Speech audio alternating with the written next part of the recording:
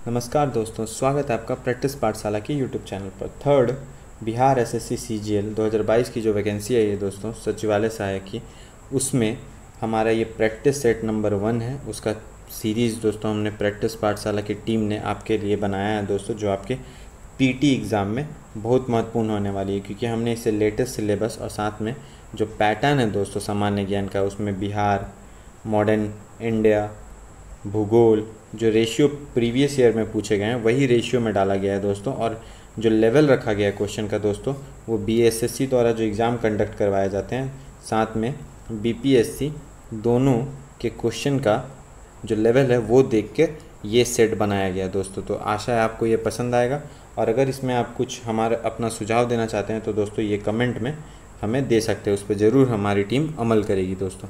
तो चलिए दोस्तों देखते हैं प्रैक्टिस सेट। तो प्रैक्टिस सेट 1 का क्वेश्चन है, हाल ही में मोबाइल वर्ल्ड कांग्रेस 2022 का आयोजन कहाँ किया गया? तो ये जो है दोस्तों बार्सिलोना में किया गया है। निम्नलिखित में से कौन बौद्ध धर्म के त्रिरत्न में शामिल है? तो दोस्तों बौद्ध धर्म के त्रिरत्न में बुद्ध, धम्म एवं संघ तीनों ही शामिल है। यही तीनों को दोस्तों बौद्ध धर्म का त्रिरत्न कहा जाता है। तो इसका आंसर दोस्तों हो जाएगा आंसर डी। बात करेंगे अगर जैन धर्म के 3 रत्न की यानी त्रिरत्न के बारे में, तो सम्यक दर्शन, सम्यक ज्ञान और सम्यक आचरण जो है जैन धर्म के त्रिरत्न है। ये दोस्तों 66वां जो बीपीएससी का एग्ज़ाम हुआ था पीटी, उसमें ये क्वेश्चन पूछा गया था दोस्तों। तीसरा क्वेश्चन, निम्नलिखित में से किस समिति ने सर्वप्रथम पंचायतों में महिला आरक्षण की सिफारिश की थी? तो ये दोस्तों जो पीके तुंगन समिति है, इसके द्वारा इसकी सिफारिश की गई थी। अगर बलवंत राय मेहता की बात करेंगे तो इसका गठन 1957 में हुआ था, और इसकी सिफारिश पे ही 2 अक्टूबर 1959 को, ध्यान रखेंगे दोस्तों बहुतों बार एग्ज़ाम में आया है, नागौर राजस्थान जिले में पंचायत का गठन किया गया था दोस्तों।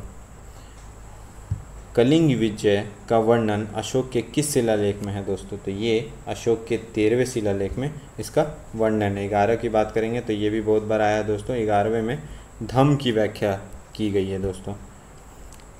जो 2061 ईस्वी में ईशापुर में जो घटना हुई थी दोस्तों, उसके बाद उसने धम्म का मार्ग अशोक ने अपना लिया था।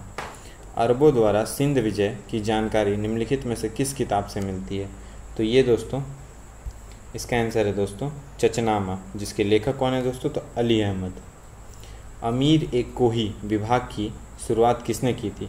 तो इसका आंसर तो हो जाएगा मोहम्मद बिन तुगलक। और अमीर ए कोही कैसा विभाग था दोस्तों? तो ये कृषि विभाग था, कृषि विभाग था, जिसकी स्थापना किसने की थी? तो मोहम्मद बिन तुगलक द्वारा किया गया था। हाल ही में जारी की गई डेमोक्रेसी इंडेक्स 2022 में कौन सा देश प्रथम स्थान पर रहा है? तो दोस्तों स्वीडन जो है वो प्रथम स्थान पर रहा है, और वी डैम संस्था द्वारा इसको जारी किया जाता है दोस्तों। और पहले स्थान पर मतलब भारत का अगर स्थान की बात करेंगे तो वो 93वां था, और पहले स्थान पर याद रखेंगे स्वीडन था। जहांगीर महल स्थित है, तो जहांगीर महल दोस्तों कहाँ पर स्थित है? तो ये आगरा के किले में स्थित है, और इसका निर्माण किसने कराया था? तो जहांगीर द्वारा ही इसका निर्माण कराया गया था। 9वां नंबर क्वेश्चन देखते हैं दोस्तों, शिवाजी के शासन में सुमंत पद संबंधित था? तो ये विदेश मंत्री था दोस्तों। निम्नलिखित में से किसे भारतीय राष्ट्रवाद का उत्प्रेरक कहा जाता है दोस्तों? कैटलिस्ट कहा जाता है। तो इसका आंसर हो जाएगा लॉर्ड कर्जन को भारतीय राष्ट्रवाद का उत्प्रेरक कहा जाता है, क्योंकि इसी के समय दोस्तों लॉर्ड कर्जन के समय ही 1905 में बंगाल विभाजन हुआ था, जिसके विरुद्ध में स्वदेशी आंदोलन का आरंभ कांग्रेस द्वारा किया गया था। और उस समय पहला ऐसा आंदोलन जन आंदोलन था दोस्तों, जिसमें अधिक से अधिक मात्रा में लोग ने भाग लिया था। और इसके बाद चंपारण जो था वो पहला जन आंदोलन था। हाल ही में किस मंत्रालय ने डोनेट ए पेंशन पहल शुरू की है? तो ये श्रम एवं रोजगार मंत्रालय द्वारा डोनेट ए पेंशन, याद रखेंगे डोनेट ए पेंशन चालू किया गया है। कांग्रेस की उत्पत्ति के संबंध में सेफ्टी बल्ब का सिद्धांत निम्नलिखित में से किसने दिया था? तो ये लाला लाजपत राय द्वारा की गई थी दोस्तों इस सिद्धांत की व्याख्या। कांग्रेस ने मुसलमानों के लिए पृथक निर्वाचन की मांग को औपचारिक रूप से स्वीकार कर लिया था। तो इसे 2016 में जो लखनऊ अधिवेशन हुआ था, जिसमें गरम दल और नरम दल दोनों साथ में वापस कांग्रेस में सम्मिलित हो गए थे और एक गुट बनाया था। उस समय मुस्लिम लीग ने भी लखनऊ अधिवेशन में पार्टिसिपेट किया था और उसमें ही औपचारिक रूप से पृथक निर्वाचन को मान लिया गया था। और लखनऊ अधिवेशन में एक और चीज़ हुआ था दोस्तों, जो हमारे बाल गंगाधर तिलक हैं उन्होंने अपना प्रसिद्ध नारा कि स्वराज मेरा जन्मसिद्ध अधिकार है, मैं इसे लेकर रहूँगा, ये नारा दिया था दोस्तों। देशी के प्रति अधीनस्थ पृथक्करण की नीति अपनाई गई थी। तो ये जो है लॉर्ड हेस्टिंग द्वारा अधीनस्थ पृथक्करण की नीति को अपनाया गया था। क्वेश्चन नंबर 15, दक्कन कृषक राहत अधिनियम कब पारित किया गया दोस्तों? तो ये 1879 में पारित किया गया था। 1875 में जब दक्कन कृषि आंदोलन हुआ था दोस्तों, उसके बाद इसको 1879 में इसको पारित किया गया था। इंडियन रिपब्लिक आर्मी की स्थापना निम्नलिखित में से किसके द्वारा की गई थी? तो इसकी स्थापना दोस्तों मास्टर सूर्य सेन द्वारा की गई थी। बढ़ते हैं आगे। तो रॉलेट एक्ट पारित होने के समय भारत के वायसराय निम्नलिखित में से कौन थे? तो उस समय दोस्तों लॉर्ड जेम्स फोर्ड थे। वर्ष 1946 में हुए रॉयल इंडियन नेवी के नाविकों ने विद्रोह किया था। तो मुंबई, कहाँ पर विद्रोह किया था दोस्तों? तो मुंबई में। बिहार ने राजनीतिक मंदी दिवस कब मनाया था? तो राजनीतिक मंदी दिवस 30 फरवरी 1938 को बिहार में मनाया गया था। नायकाड़ा विद्रोह कहाँ हुआ था? तो नायकाड़ा विद्रोह गुजरात में हुआ था। 1868 में नायकाड़ा विद्रोह हुआ था। संविधान सभा में बिहार के कुल कितने प्रतिनिधित्व थे? तो संविधान सभा में टोटल बिहार से दोस्तों 36 थे। अगर उस प्रतिनिधित्व की बात करेंगे संविधान सभा का निर्माण 1946 में हुआ था।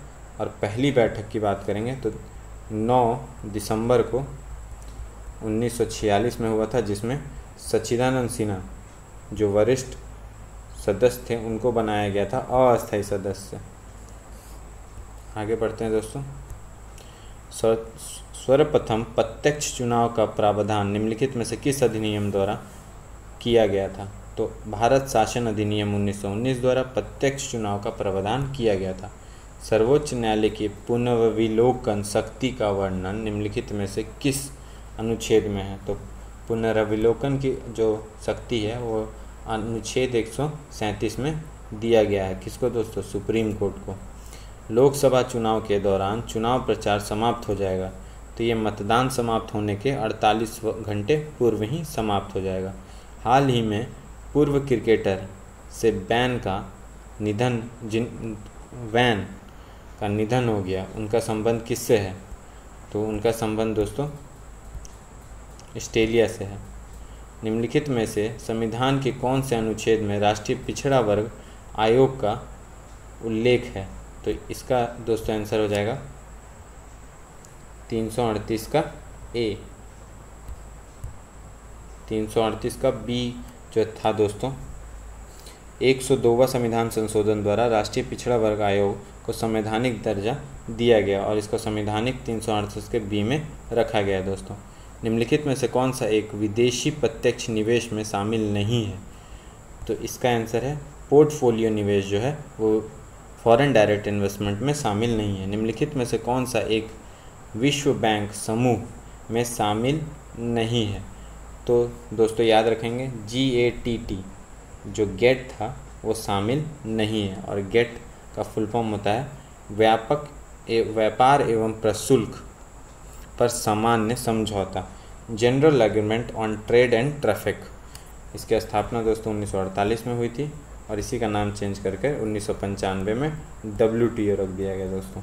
अगर विश्व बैंक की बात करेंगे तो उसकी 5 हैं विश्व बैंक में शामिल हैं, IBRD, IFC, IDA, ICSID और एक तो MIGA।